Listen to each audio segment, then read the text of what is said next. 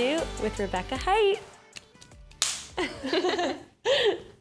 Hello, Sweetest Honey fam. Today, you're in for a special treat because we have the beautiful, stunning, she's beauty, grace, all the things, Rebecca, not Troyak anymore, Rebecca Hite. Oh, it's so weird. First She's official newly time. married. I know, I almost said it. I had to catch myself. It's so weird. Claire, thank you for having me. You're just beauty, grace. You're all the things you described me, that's you. So I am so happy to be here today. She's so sweet, as you can tell, and I'm so glad you guys get to hear her story and just everything about her. We're gonna get to know her. So let's just get into it. Let's do it. Okay. Tell the world, the Sweetest Honey fan, about you and just everything up until this point, where you've been. Yeah. So I'm originally from Canada, which was a Canada. little controversy on DCC because my first 2 years, I definitely said I was from Dallas, but we'll get into that. Yeah. But grew up dancing since I was 2, and then I moved to Dallas and continued dancing, did competition dance, all that jazz, and then I went to Performing Arts High School here, and I actually met some girls that I ended up cheering with at DCC in high school. So it's such a small world how things just kind of circle back around that you never would have thought of. I graduated. I went to New York City for a year, and I went to the Ailey Fordham BFA program and just realized it wasn't for me. And during that time, USC was coming out with their brand new dance program, USC Kaufman, and I was really interested and auditioned, got in, transferred to California, coast to coast, and just loved it there and totally opened my eyes to dance and kind of all the possibilities. I was really honed into the concert dance life in New York especially, and then, being in California, it kind of opened my eyes to the commercial world and even DCC and just so many other avenues of dance that weren't just being on a company. Did So You Think You Can Dance. Crazy. Back in the day, it feels like forever ago, but it was my junior year of college. Graduated, did the whole agent thing in LA, ended up working for Tyra Banks on a show, which was so crazy and random. And then sadly, COVID. We love our friend COVID, but COVID hit. And it was the week we were gonna open the show for the very first time. It was like this new immersive dance show, and 1 week opening, the whole thing was done and just closed like that. So COVID was really a reshift, refocus, what's new, what's next. And then I found DCC. I found my friend I was talking about from Booker T that was cheering, and reached out to her, talked all about DCC and just wanting to find a new path of dance, wanting to refine my love for it again, and auditioned, made the team, moved to Dallas, did 3 years, finished, retired, doing my all-star season, and now happily married, having a little more balance of life. So that's where we're at now. Your life is just insane to listen to. No, it's not insane at all. It is. No. First of all, you grew up in Canada, which you don't have an accent. So Texas will do that to you. You know, the y'alls and the fixin' and all that stuff. It will very much take away the A and the O. I mean, there's some words like house or mouse, like those kind of oses that you'll hear it a little, but you know, Texas really did a good job concealing the Canadian accent. You've just been all over the map though, like coast to coast, and have the most impressive resume. Oh my gosh, no. Which we need to like show a clip of you dancing on So You Think You Can Dance in this podcast, because I feel like it was a long time ago. No, she's insane, and you guys, she's the most humble person ever. But she comes into DCC, and I know like nothing about her. I just didn't know who this person was, and all of a sudden she like does a tilt on stage, and I'm like, no, that's the most amazing thing I've ever seen. I'm sorry, Sweetest Honey, have we seen Claire dance? Stop. Have we seen her dance? Stop. That's all I'm gonna say. We'll leave it at that. But it's just insane. Like you've done so many things. Like, did you ever expect yourself to end up in Dallas at DCC? No, absolutely not. If you asked me that when I was 12 or 14 or even 18, I would have said no. My whole life, like I said, was being trained to be on a concert dance company, go to a ballet company, all those things. And in my opinion, in my experience, especially going to like arts high school in New York, all of my teachers were very much gearing me to that European adventure, like the concert world, the commercial world. It felt so separate. It felt like it wasn't an option. It felt like you're training for dance, you have a choice between one path or the other. And so I felt like my whole life I was just doing what I kind of was told to do. Yeah. And because I had all this technique and tilts and all of that, it was kind of like, oh, well, it makes sense. You're a fit for ballet. You should go. And it was when I did So You Think You Can Dance, that was the first time I kind of started exploring a different avenue for myself. I was starting to lose my own passion for dance, which is a really weird thing to say, but it became so deep and heavy that it just took away the joy for me. And I find so much joy in performing and being in community, like meeting you and sharing a passion with you. And I felt like that got lost for me when I was in school. And I did So You Think You Can Dance. It was the first time like just dancing for myself, purely to entertain and have fun. It brought that joy back. And it sparked this idea that maybe I don't have to just do one avenue of dance. Maybe I don't have to be a technician and do a ballet company. Like maybe I can do that. I can also do Broadway. I can also do this. Like there's not just one road for a dancer. Yeah. So then that's where I got an agent, and I was kind of starting to tap into that of maybe I'll do a commercial here that's contemporary, but then I'll do a Jimmy Kimmel performance that's really just like cheer and sparkle. So it kind of opened my eyes to all of that. And then I was obviously following a lot of the girls that were cheerleaders and seeing them be incredible dancers. And I just hadn't had any idea that DCC was associated with strong caliber, incredible dancers, hardworking, amazing women. And I started exploring, researching, and I was like, this is exactly what I'm missing. It is community, it is giving back, it is bigger than dance, something more than just being in a studio making shapes. It is impacting people, it is entertaining for pure entertainment, bringing joy to people. And it was like, tick, tick, tick, how did I not find this sooner? So it kind of was like the perfect culmination of what I was looking for. I feel like you hit everything on the nail. That's what I thought, you know, like I grew up not in performing arts companies or schools, but in a highly like competitive dance company, and it was LA or New York. It's like you have a choice. It's kind of, oh, which one are you gonna do? And it's like, well, why can't I do both? And I feel like slowly that kind of idea is changing. But back when I was a kid, it was very, like you said, choose one. And I felt like I did dance team in high school, but wasn't common on my dance team. Like everyone was just mostly studio dancers. And so I don't want to say it was like looked down upon, but it wasn't looked at as like as serious or as good. 100%. So I never looked at stuff like that, like dancing on a dance team in college or DCC as like something that I wanted to do, because I thought the end goal was like LA or New York. You're either in commercials, you're on tour, like that's what I had seen coming from my dance studio, and I wanted to do it. And so same thing, like I got an agent when I was in college. I was gonna move out to LA, and I started auditioning, and then COVID happened. And I was like, okay, what do I want to do?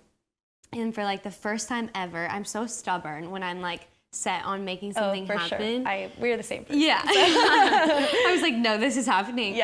But for the first time, I like felt a big heart change of like, okay, this goal was all about me, like all about me just wanting to be a famous professional dancer. And it had nothing to do really with impacting others. But I knew that it's something I wanted to do. So I was like, how do I combine the two? And I had met two DCCs. It was Caroline and Heather. And I was great DCCs. I know, they're legends. They're like the sweetest people ever. So I met them at UDA Nationals, competing with ASU. Wasn't on my radar at all. At the time, Kelsey was on DCC. It was her rookie year, so like. And you knew her from college. And I had watched her season and like kind of talked to her about it, but like it still wasn't really an interest.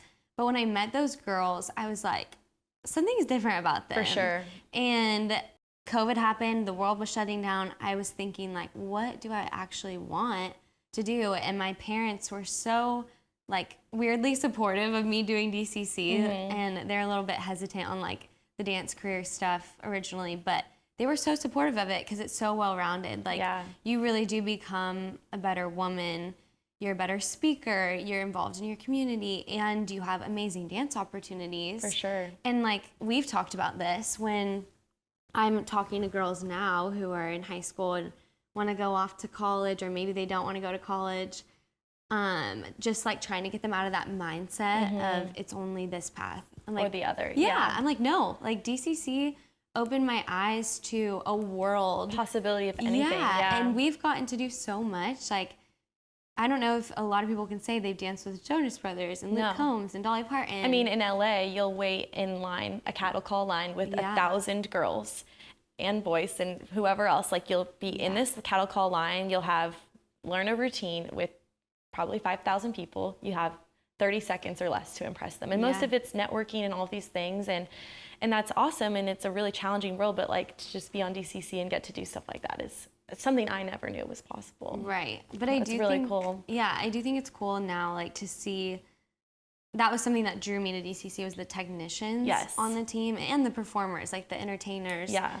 I remember watching your video specifically. Erin sent it to me and she was like, this girl is one of the most talented dancers in the world and she is on this team, like thriving, doing amazing. And I was like so blown away by you and so inspired. And I think that was part of the reason that I was like, I want to do this, like, because I saw you do it. So you paved the way for me. So wow. Well, you paved the way for a lot of dancers after you too, because I think people just see it now and are like, wow, like, I think it's grown so much. Yeah, the respect has grown. And I think now too, like, more commercial dancers and stuff are branching into it and like doing the Nicks, and for sure, you know, it's becoming a thing. What's interesting is when I was at USC and I did So You Think You Can Dance, it wasn't exactly maybe their favorite thing I was doing. And when I graduated, I got a job offer to join a ballet company in Germany, and all my teachers were praising it, saying it was like the best job in the world. The job offer was $300 a month, and the visa would not allow me to have another job. And I was thinking to myself, a foreign country, I don't know anyone, no money. Like, I was so overwhelmed, and I turned it down, and they all thought I was crazy, almost. Like, seriously, they really thought it was the strangest decision, that I wouldn't want to do that. And then auditioning for DCC, I didn't tell anyone, because it's kind of what you said about the high art, or kind of like people looking down on certain things, especially in the concert world. It's like, oh, well, we're our own world, or like commercial world, we're our own world, whatever. So I didn't tell a single person I was auditioning at all. And now, I mean, so many people have reached out to me and just said how amazing the organization is and how it opened their eyes to like more opportunities in dance, and that dance isn't just, you know, one path or the other, that it really is, there's so many ways to do it and to find success in it. So I've just been so glad that that has been seen. And even USC reached out to me, they're like, can we do a blog post on DCC? I'm like, that is something I never thought I would hear. But they're just like, we're so amazed at the talent and this and that. So it's really cool that it's picking up momentum, and we're seeing cheerleading and the Nicks and some of these more pro dance opportunities become so high caliber dance. And people accomplish all different sorts of things. I love it. Yeah, very true. And I think I have so many thoughts on it, but one thing that is also so different is like you're able to have a life here 100%, where you're not grinding to get one job and then it's like nothing. And then another job, and it's just such a hustle. It is. In LA and New York. And it's high highs and low lows. And that's exhausting and mentally extremely tough. Really, really hard. It is. And like, I'm not gonna lie, I appreciate just having like a good place to live and not having to do that. Like, I get to work my normal job, get to do both. Like, you don't have that extra stress on you necessarily. For sure. So that is something that's, and you've got community as well. Like what you were talking about with Heather and Caroline, when I reached out to Erin and kind of was like, I'm not sure, like, what is this about? Like, can you let me know? She called me for 3 hours on her own time, talked me through everything, had me send her videos, like feedback, you name it, edited the videos for me, one-on-one training, met me for coffee, and I'm just like, you're so nice. So nice. You are so sweet. And just out of the goodness of her selfless heart wanted to help me because she cared, and it meant so much to her. And you don't get that in LA. You get why are you talking to me? Like, what's your ulterior motive? Or just people don't say hi. They're kind of like in it for themselves. Like what you were saying, in it to be a famous dancer, whatever it is. This is so different. It's community building. It's sisterhood. It's dance as a team, dance for passion, shared passion with others. And that's, to me, why I want to dance. I don't want to dance to kick someone to the side. It's not my personality. I would like shut down in that situation. And seeing this positive sisterhood, I was like, this is where I want to be. Like, this is cool, you know? It is crazy. Like, I was shocked just how supportive everybody was. And rookie year coming in, like, you see the vets and you kind of expect to be intimidated and just like, oh, like, they're not going to want to talk to me. And you're right. Like, everybody is so supportive and it's just unlike anything else. And it's genuine. It's so genuine. And I think that's the number one question I get asked is, are the girls really nice? I'm like, it is the nicest group of girls you will ever meet in your life. Like, truly sisterhood. No other way to say it. And I think that's because everybody has a life outside of DCC that, you know, whether they're working or they're married or whatever it is, like, DCC is not the only thing that you're doing. Absolutely, and I think that's great because your identity's not all there. Like, yes, it gets hard at times because it is like pretty much a full-time job, but I think that everybody's like very well grounded and has just lots going on, and you're like so motivated by everybody. It's balance. I think balance is huge, and for dancers or any artists, it's, you know, your passion is everything, so you put everything 110% into it, but, you know, is that preventing you from growing as a leader, as a woman, as a wife, or in a relationship, as a daughter, in the community, all of those things. So having a job where you're doing your passion, you then have the balance to have a great relationship with friends, or explore a relationship with your husband, or spend more time with your mom, explore other interests that maybe then make you a better dancer because you had the time to be like, wow, I love fashion. And I love, I don't know, cameras, and I love whatever it is that you might love that might make your dancing that much better or that much different. It's just adding different tools that maybe solely focusing on dance you couldn't. So, and you get that team aspect and team the aspect for sure. Like, you don't get that when you're in your 20s. Like, it's very rare. So it is so special, and it's something that's just like, I don't know, it's hard to hang up, you know? And we both, it's very hard. We both did this year, but this year was like so special because Rebecca was in my group, and like Danny and Ellie, we just had like the best group ever. But it was a group of just sunshine, angels, sweetest people, and that was a testament to your leadership because you set the tone for that, and it was the best year. And I knew I couldn't do another year because nothing would top just how incredible you are, and you just made my journey end on the best note possible. You're so sweet. Well, and this brings me to my next point because you can just tell like what a hype woman she is. And you are. Like, anytime I had a bad day, I would just look at Rebecca and she's like, you're amazing. And you're like, okay, like, thank you. I needed to hear that. But you are. But she's also so genuine, and so you just like, it means a lot, you know, you're not just like gassing you up to dance. Like, she's truly Ooh, I gas up Claire. She's gonna not give me a correction today. Like, I'll be nice to her.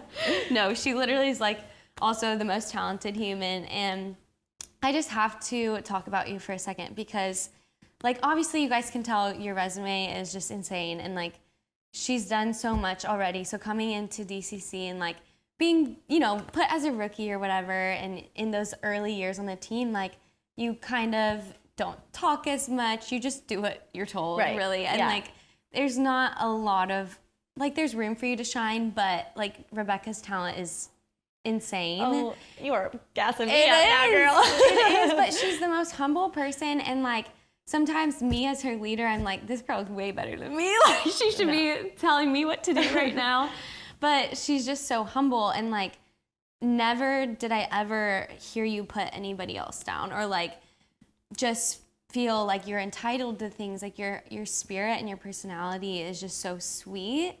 And I adore that about her, and she's just like the most supportive person in such a competitive You're so sweet. But such a competitive environment. Like, we are all there to, you know, live out our dream and accomplish a goal, and like, yes, it can be competitive, but she's the person who like sets the tone of let's be everybody's cheerleader and like your success is my success. And I just really adore her for that reason. Well, I can't even thank you enough for all those sweet words, but that's how I feel about you, because I think you are just the most talented, most incredible, humble, selfless soul in the world. So I feel the exact same way. See, I about told you. So I just want you to know, it's not just me. There's so many people, and you are one of those amazing people that when I walked into this organization, I was like, this is what this is like. So it's crazy. Yeah.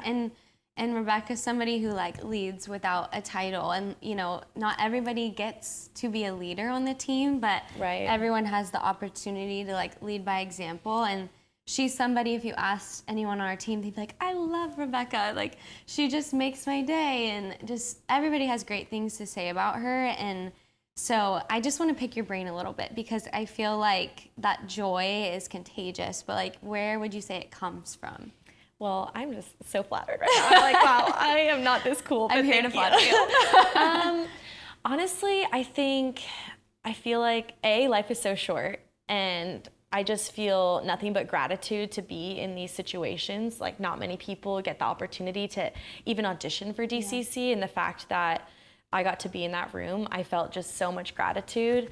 I think over the years being in dance competition since I was like 4 years old, I've just seen so much meanness in a way, of just a lot of jealousy, a lot of tearing people down. And I've been in a lot of situations where I've had best friends in dance, and then 2 months later, they're not your best friend anymore. And it's hard. And I've been through a lot of hardship with that, in relationships and friendships ending. And I feel like my mindset has always been, and I've learned that competition doesn't get you ahead. Jealousy doesn't get you ahead. What gets you ahead, or even just happiness and joy, is being with other people and filling up their cup, and being a cheerleader for others, and knowing that your skill set is different than my skill set, and me cheering you on isn't going to diminish what's possible for me. And I think that that's really hard for people to realize. I think they think, if I cheer on this girl, it's going to mean she gets leadership and I don't. If I vote for that person, it's an opportunity taken away from me, and it just isn't.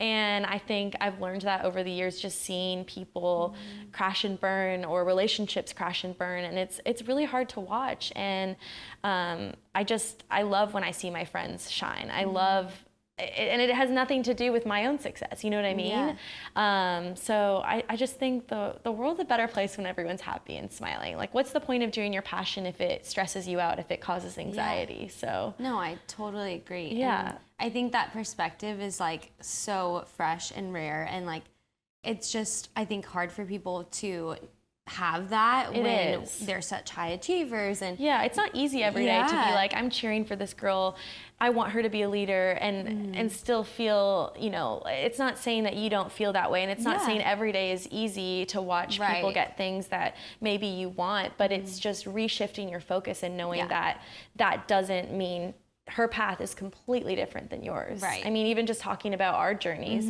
how we started, we might be both technical dancers, but we've had such different journeys up until now. So it's like every dancer is an apple, an orange, a kiwi, a strawberry, so it's like, why are we in competition with each other? We should just be, it's hard enough. It's hard enough to be a dancer. It is hard to be a woman. It's hard. Let's just be happy and cheer each other on. I love it. I agree. And I heard this quote like few years ago back in college, and it's just always stuck with me, of like, okay, say your sister was on a team with you, or your sister was having all this success, like, of course you'd be happy for her and cheer her on, like that's your family. And so why don't you look at like your friends and stuff that in that same way? And I love that. It's always stuck with me, and I've tried to like keep that. But I will say, like, when I was younger, like I had somebody who was my best friend who was incredible, like the most amazing dancer I've ever seen.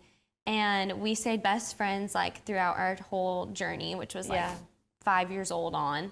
And she, like, I think in my younger years, like I was probably jealous of her because she was the one like getting first place, and I was like always second or whatever, or probably lower than that. Like I just wasn't as good.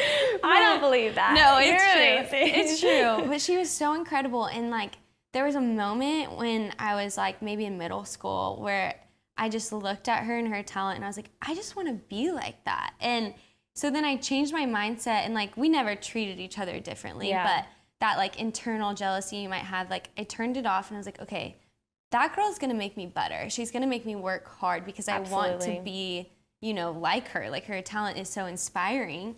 And so we just had like the best friendship all throughout high school, and like on, I will support her because I'm like, she pushed me to be better. And like, it's good to have people that are just like there to be your motivator, you know. And it's not always, I think it's almost like more of a privilege to be, I don't want to say in like a second place position, but like it one, like teaches you to be humble and support others, but two, it really drives you to be better. Like you, and not better than somebody else, but better than yourself, you know? Yeah, I mean, the arts world, it's all subjective, right? So you walk into a room, Kelly and Judy might think one thing about you. You walk into a commercial audition, they might think a completely different thing about you. So it's completely subjective. Talent is subjective. Who's first one day could be second the next. It's opinions. Yeah, it's all just opinions. So getting caught up in all of that is, you know, I don't necessarily think the most healthy for your growth, but I think, like you said, it is a privilege to be kind of looking at people and thinking, wow, they're so much more talented, because like I watched you in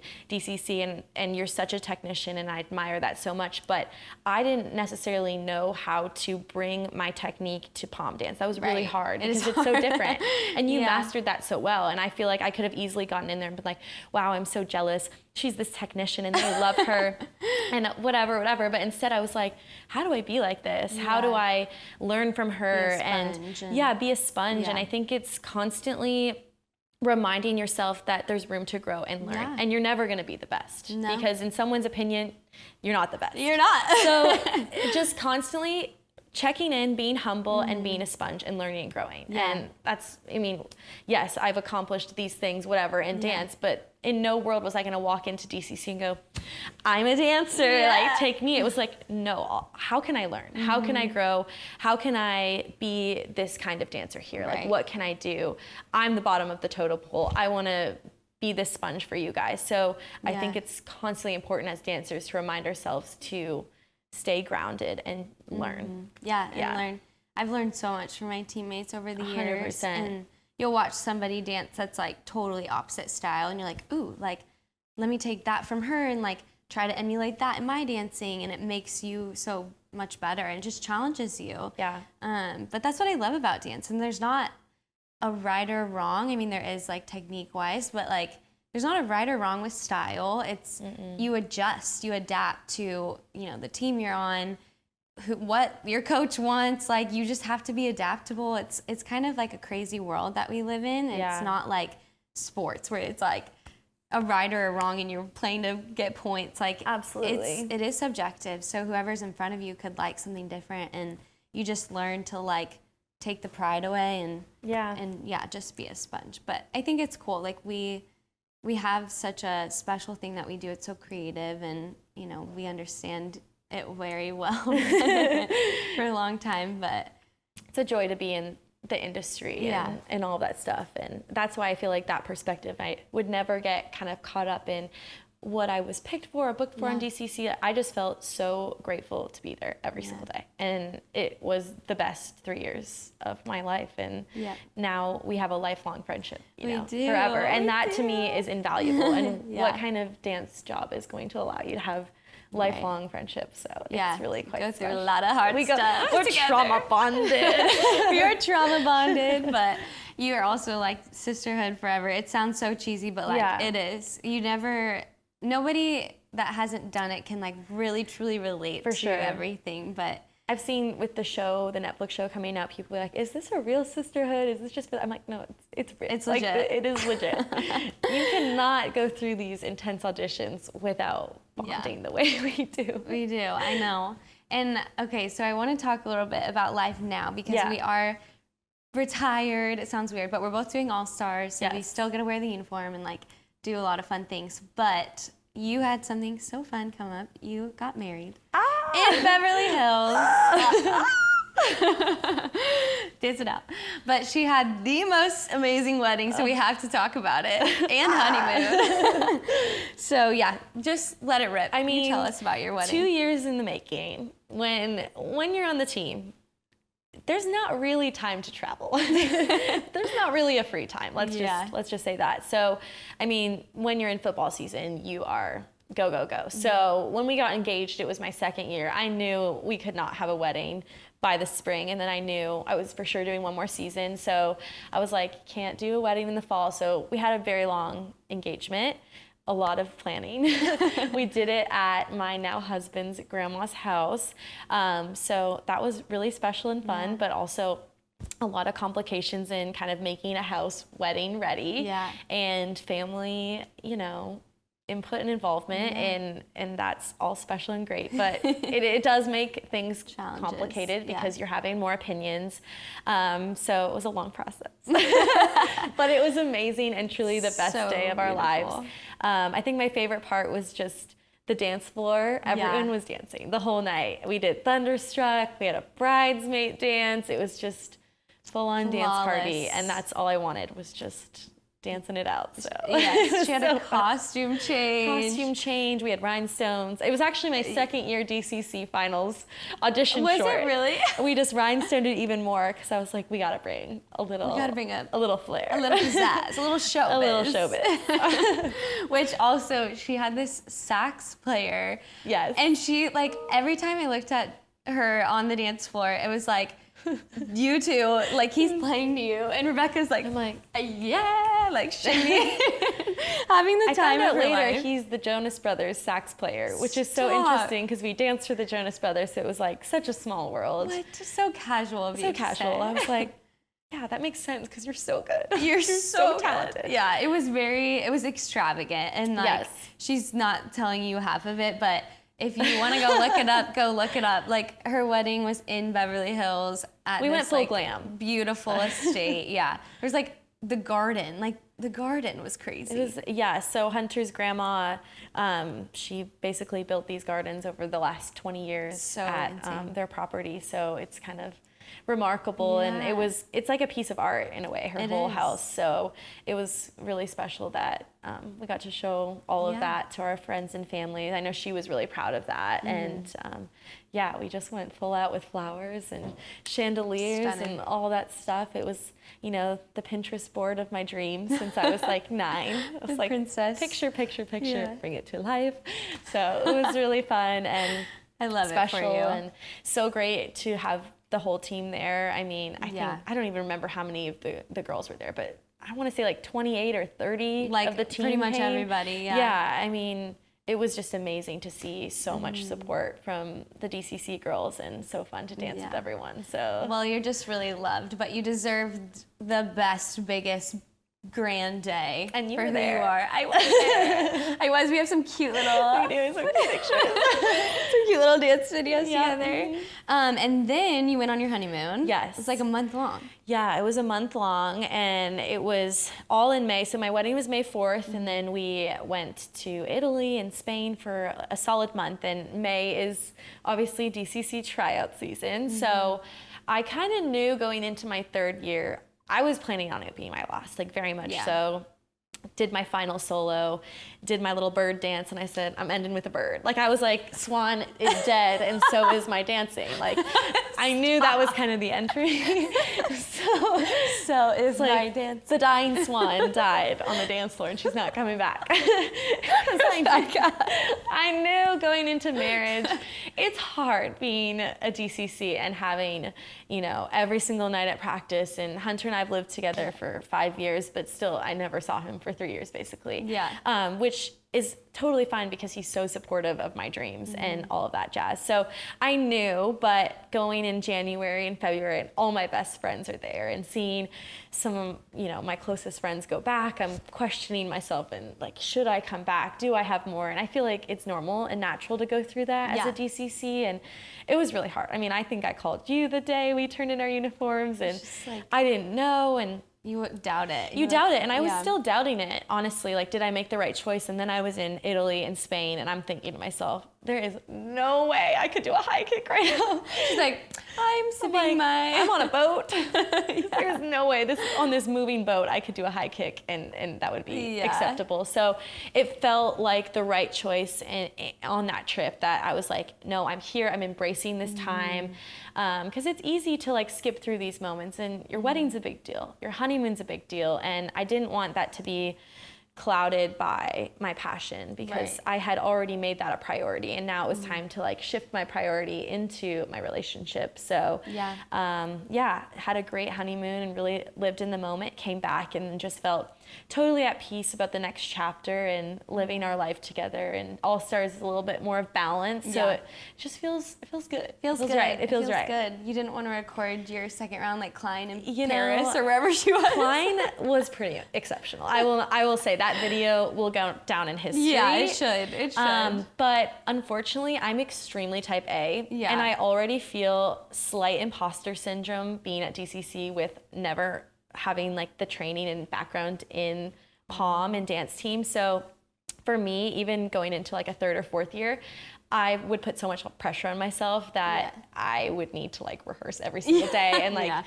tell myself it's okay and all those things. So I just don't think I had it in me to kind of halfway, not that Klein did not halfway do it, but like for me, I would feel like I need a lot more time just for my own personality. Yeah, no, I totally get it. I totally get it. But I'm so glad we retired together and we ended on such a high note. Like she said, we got to be in a group together. It just was like an incredible year, dancing with Queen and Dolly, and it was just having a blast together. So I'm so happy that now we get to step into this new phase of life and I don't know, maybe golf and pickleball and do all the fun things. And seeing you retire, I was like, you know, all these amazing girls that I look up to so much are retiring and ending this chapter, and like you very well could have stayed for a fifth year. I think a lot of people thought you were.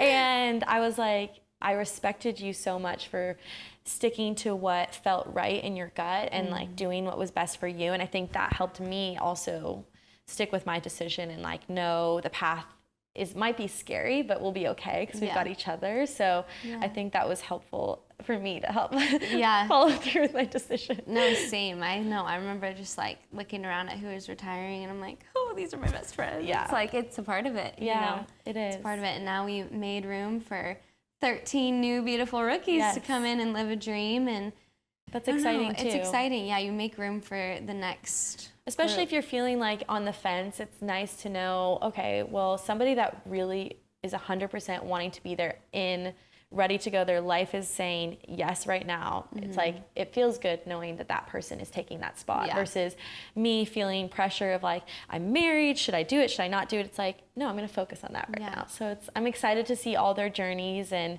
I'm going to go to the games. I'm sure we'll go together. Yeah, we will. The team. Woo, get our like fat heads. We'll be at game day doing our like all-star little plaza dance. We'll be like, doing thunder in the stands. Woo. Yeah, exactly. Which will be a fun It'll be a new chapter. Yeah. It'll be a new chapter. Yep. I'm so excited, and I'm so glad Sweetest Honey got to hear just like a little glimpse into your life.